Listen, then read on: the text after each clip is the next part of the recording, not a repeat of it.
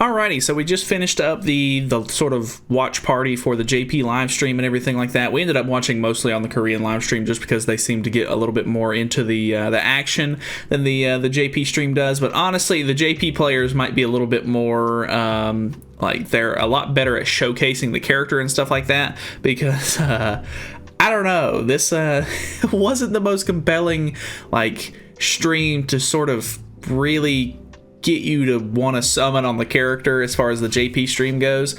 Honestly, she looks fantastic. Margaret looks really, really good. I think that they did a really, really good job with the model and everything. I think they, they knocked it out of the park. She looks fantastic. Honestly, at the time of recording this, unfortunately, they haven't translated the skills or anything like that. I'm sure once I go to sleep and wake up, they probably will have the skill translations and stuff like that already up.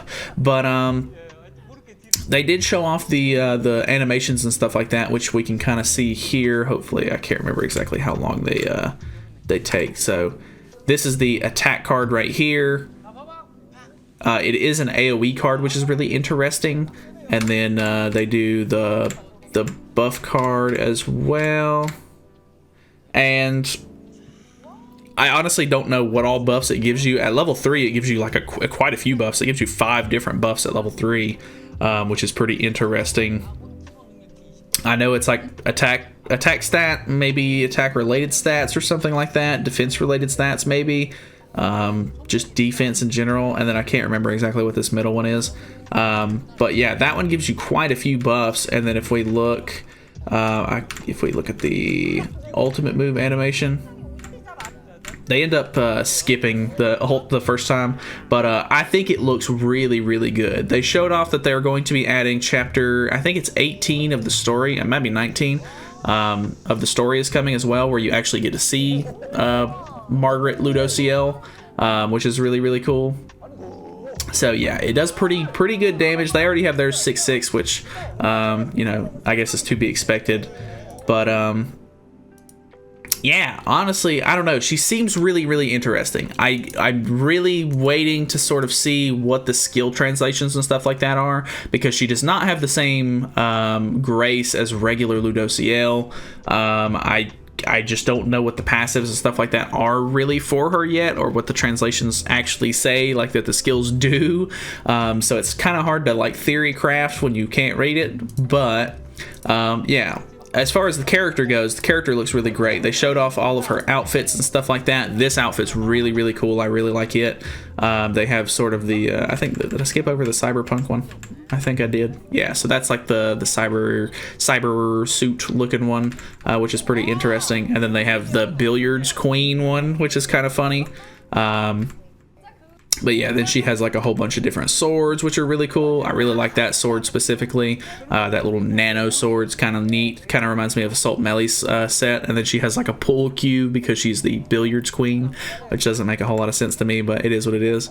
And then you have the different hairstyles and stuff like that. I skipped that one. The visor on that one's kind of neat. And then you have like the pulled back ponytail look, which I think is probably my favorite. I really like that you can see like when they turn the character a little bit, the wings don't actually attach to her back. They just float off of her back, which I think is really, really cool. Just like the design of her in general, I think is really, really neat.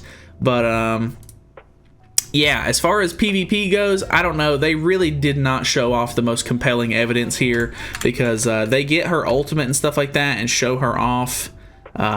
If it'll buffer. Hello?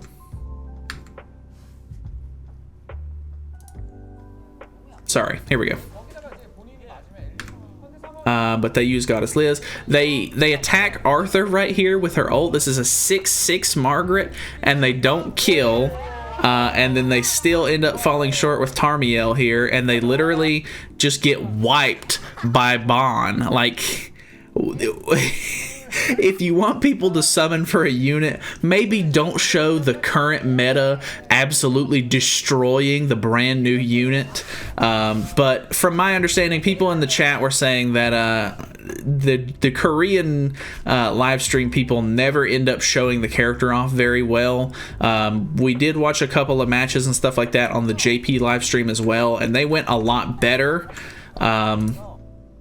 at least like they were using Sariel and stuff like that to kind of boost Goddess's stats and everything like that, and we were kind of like just, you know, looking over it and everything. And she does seem like a really cool character, but until we can kind of get some players from the JP and Korean versions of the game to sort of do some like hands-on testing and stuff like that, and figure out what the best team to use is and stuff like that, the showcase that they did in this live stream was not great. Like, it was just very uncompelling. Like, seeing this did not make people want to summon for the character. Like, there was already people in my chat saying they were probably going to skip, and I completely understand. Like, hopefully, because this is going to come out for us towards the end of August, we should be able to have a decent amount of time to let the JP and Korea players sort of mess around with the unit, come up with a decent team for it, and sort of figure out if it's going to be an actually decent counter for Purgatory Bond. Somebody in my chat was saying that it would be really good to run like Margaret, Tarmiel up front, Sariel as well, so that way you get his passive to boost Goddesses, and then you run the new Summer Ellie Hawk in the back, which makes it to where AoE moves do 10% less damage depending on how many Goddesses you have on your team. So if she's in the back, that would be 4 Goddesses, so 40% less damage from AoE skills, which pretty much, you know, that almost cuts Bond's damage in half. So that would be really, really interesting as a team. It's just a concept, honestly. I don't know how it would work in execution and stuff like that, but that sounds really good. So I don't know specifically. We'll just have to kind of wait and see what the translations look like, so that way we can actually see what these skills do and who to really pair her up with. But so far, it kind of seems like a full Goddess team might be the way to go with her. Other than that, they did show the banner off and everything like that. Also, something else interesting to note is they're doing another comeback banner, which is really interesting because the units for it are Red Demon Melee. I'm assuming they're using him as sort of like a Howlix character. Like, hey, if you are having trouble with Howlix, here's a character for it because he's strong against Howlix. Blue King, which doesn't make a whole lot of sense to me because he's literally a free character you get from the story. I guess if you don't already have him boosted up to level 80, it'll boost him up. Red Gother, which, if I'm not mistaken, all the new players at this point should have access to Red Gother, not only from the coin shop, but I'm pretty sure there's like a login calendar that starts whenever you start the game now, which gives you Red Gother at the end of it. I think you have to play the game for like a month or so before you actually get him. But I don't know. I mean, Red Gother's still really, really good, especially if you don't have Green Gother. But I don't know. And then Red Escanor, of all people, at the very end of it, which I thought was just a, like, why kind of unit. Like, I don't know what Red Escanor is going to do, especially in the meta right now. Like, he's going to be absolute trash. So I don't get it.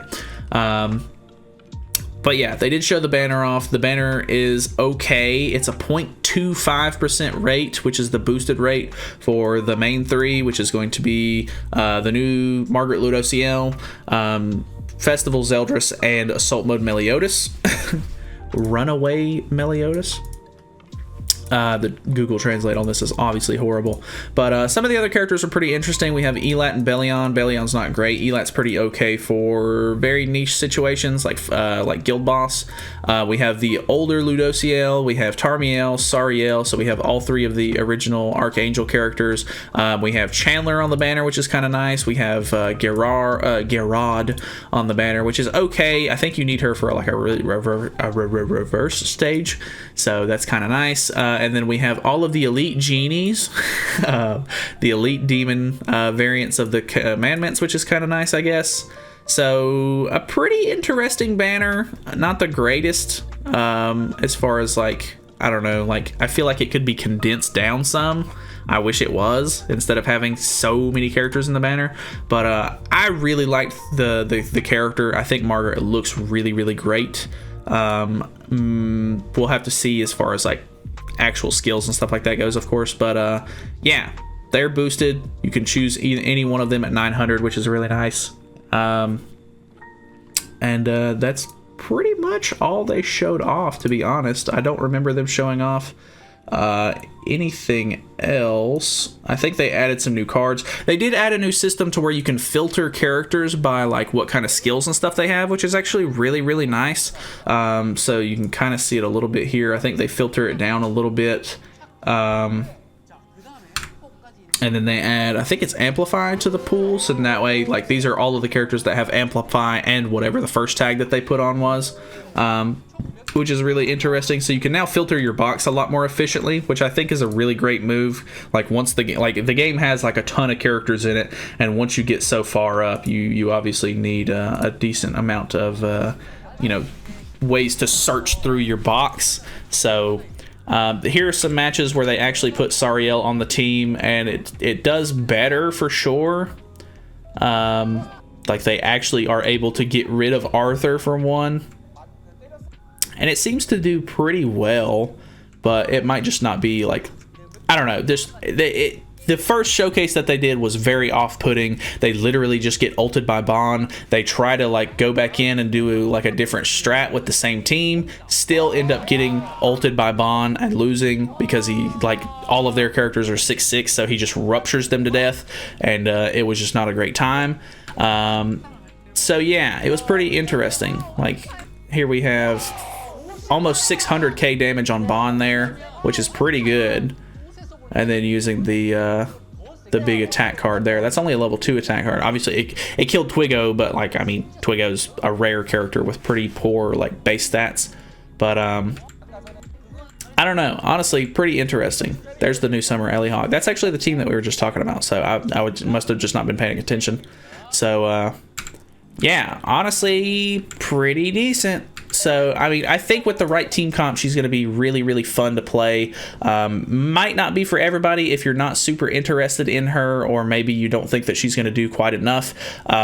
You probably could end up skipping and saving, because with it being a Holy War Festival banner and Assault Melee and Festival Zeldris being the other two, like, festival units on the banner, I know that the Assault Mode Meliodas team isn't really in the greatest spot right now, but they didn't show Cusack at all, and so everybody in my chat was theory crafting and saying that Cusack is probably going to end up being the half festival, or like the part 2 festival banner, which I think is a very likely situation, because they've already got like a lot of his bundles and stuff like that already done, as we went over in the leaks and stuff like that, like yesterday.